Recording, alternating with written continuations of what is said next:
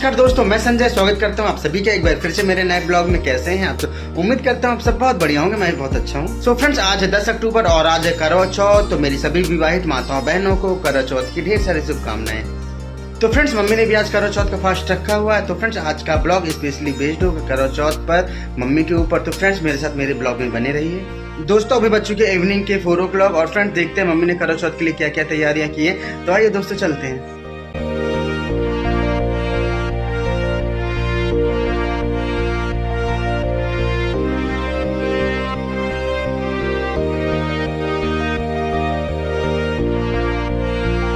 तो दोस्तों, यहाँ पर बज चुके हैं शाम के 7 और मम्मी ने यहाँ पर पूजा की तैयारी शुरू कर दी है।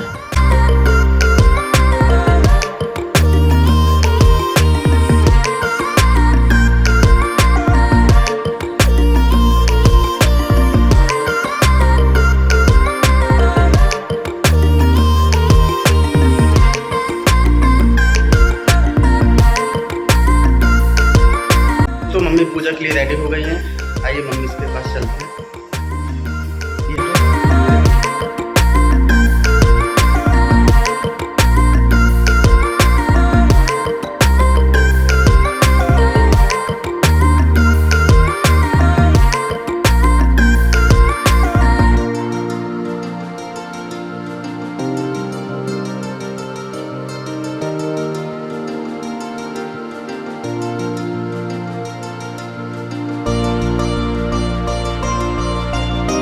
तो दोस्तों, यहाँ पर पूजा का समय हो चुका है। तो मम्मी यहाँ पर करने जा रही है करवा चौथ की पूजा।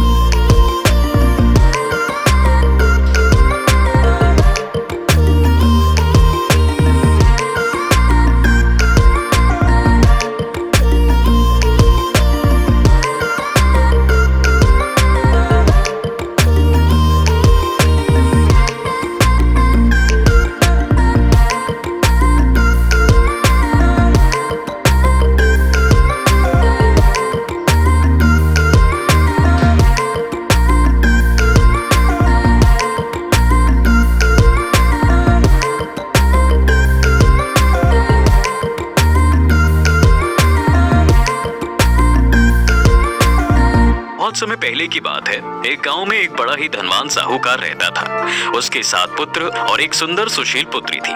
सभी बेटे विवाहित थे और घर में बहुओं की चहल पहल थी। साहूकार की पुत्री करवा भी विवाहित थी, लेकिन फिलहाल अपने मायके में आई हुई थी। और फिर कार्तिक मास का वो पावन दिन भी आया, करवा चौथ की पूजा का। साहूकार के घर में उत्सव जैसा माहौल था। घर की सारी महिलाएं, बहुएं और पुत्री सभी ने करवा चौथ का निर्जला व्रत रखा। दिन भर पूजा पाठ और तैयारियों में बीता और जब शाम हुई तो सभी महिलाएं भोजन के लिए तैयार थीं। रसोई में पकवानों की खुशबू फैल चुकी थी। घर की बहुएं थाली लेकर बैठी और करवा से बोली, बहन अब तू भी बैठ जा, भोजन कर ले। पर साहूकार की बेटी करवा ने मुस्कुराते हुए कहा, नहीं भाभी, आज मेरा करवा चौथ का व्रत है। जब तक चांद के दर्शन नहीं हो जाते मैं अन्न जल ग्रहण नहीं करूंगी। उसके भाई, जो अपनी बहन से अत्यंत प्रेम करते थे, ये देखकर उदास हो गए। उन्हें अपनी बहन की भूख और थकान देखी नहीं जा रही थी। फिर उन्होंने एक योजना बनाई। वो गांव के पास ही पहाड़ी पर गए, वहां एक दीपक जलाया, उसे छलनी से ढका और उस प्रकाश को चंद्रमा का प्रकाश बताकर बहन को वापस घर बुला लाए। बहन देखो, चांद निकल आया है। भाइयों ने कहा, अब तुम अगर बेकर भोजन कर सकती हो। उसकी भाभियों ने उसे रोकना चाहा। ननद जी, ये आपके भाई आपको धोखा दे रहे हैं। ये चंद्रमा नहीं, दीपक की लौ है। अभी चांद नहीं निकला है। परंतु बहन ने भाइयों की बात पर भरोसा किया। भाभियों की चेतावनी को अनसुना किया और उसी झूठे चांद को अघर्य देकर व्रत खोल लिया। जैसे ही अपना पहला उसने कौर खाया, ससुराल से अशुभ समाचार आया कि उसका पति गंभीर रूप से बीमार हो गया। बिना देर किए साहूकार की पत्नी ने अपनी बेटी करवा को ससुराल के लिए विदा किया। पुत्री रोती बिलखती अपने सुहाग की सलामती की दुआ करती हुई ससुराल पहुंची। पर जब घर के भीतर पहुंची तो देखा कि उसका पति मृत पड़ा हुआ है। शोक में डूबे घरवाले उसके अंतिम संस्कार की तैयारी कर रहे थे। ये देख करवा जोर जोर से रोने लगी और पति के शव से लिपट गई। जब लोग पति को शमशान ले जाने लगे तब वो बोली, मैं अपने पति को नहीं जाने दूंगी। जब तक मैं जीवित हूँ अपने सुहाग को यमराज के हवाले नहीं कर सकती। लोगों ने उसे बहुत समझाया पर वो अपनी जिद पर अड़ी रही। इसके बाद भी करवा ने संकल्प लिया, मैं चौथ माता की उपासना करूंगी जब तक मेरे पति को जीवन ना मिले। हर महीने आने वाली संकष्टी, चतुर्थी, तीज, आंवला नवमी हर व्रत रखती। और जब अगले साल फिर करवा चौथ आया तब उसने अपने घर संदेश भिजवाया, कल करवा चौथ है, मेरी सास मुझे 16 श्रृंगार और सुहाग की सारी सामग्री भेजें। मुझे सजना है अपने सुहाग के लिए। घर में सबने सोचा वो तो पागल हो गई है, कौन अपने मरे हुए पति के लिए श्रृंगार करता है। पर उसकी छोटी ननद को उस पर विश्वास था। उसने सारी चीजें लेकर झोपड़ी में पहुंच आई। करवा ने फिर से व्रत रखा। इस बार पूरे नियमों के साथ 16 श्रृंगार कर, हाथों में मेहंदी, माथे पर बिंदी, मांग में सिंदूर और आंखों में विश्वास।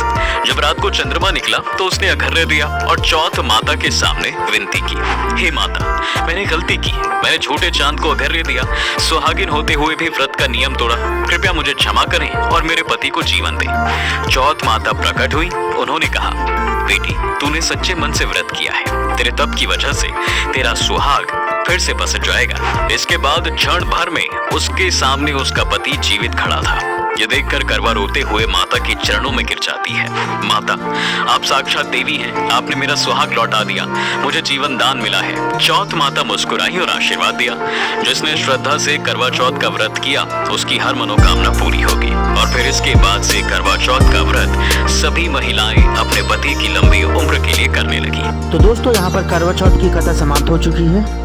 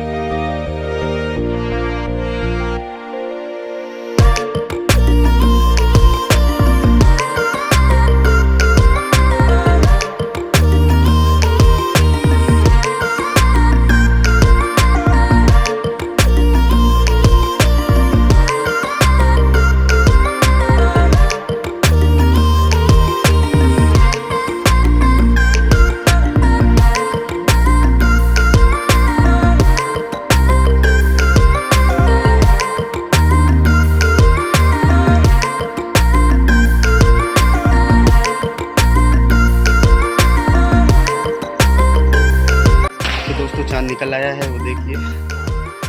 और मम्मी को मैं नीचे से ऊपर ले लाने जा रहा हूँ क्योंकि चंद्रमा निकल आया है और नीचे की पूजा हो गई है। हर मालूम ने अर्घ देना है चंद्रमा को। तो आइए दोस्तों, चलते मम्मी के ऊपर ले आते छत पे।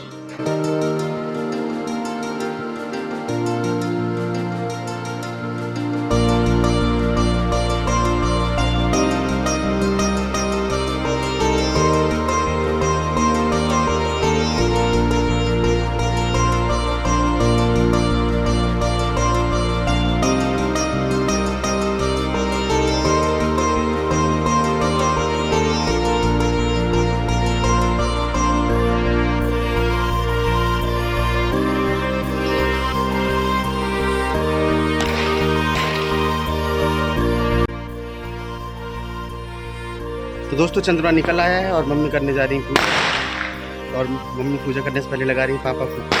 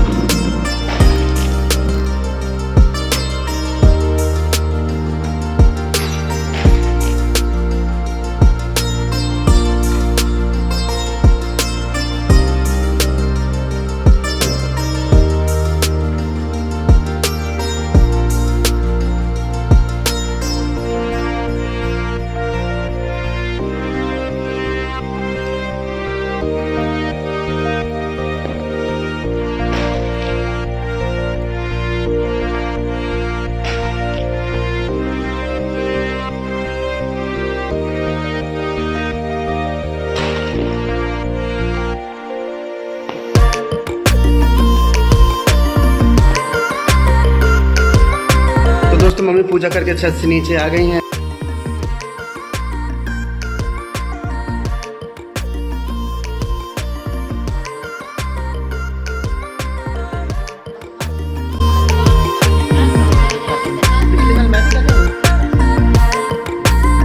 तो दोस्तों यहाँ पर दीदी का वीडियो कॉल आ गया है, वो भी करवा चौथ के लिए पूरी तरह रेडी है, लेकिन वहाँ चंद्रमा देर से निकला है और यहाँ मम्मी ने पूजा कर ली है। तो हम लोग थोड़ी देर बात करेंगे दीदी से।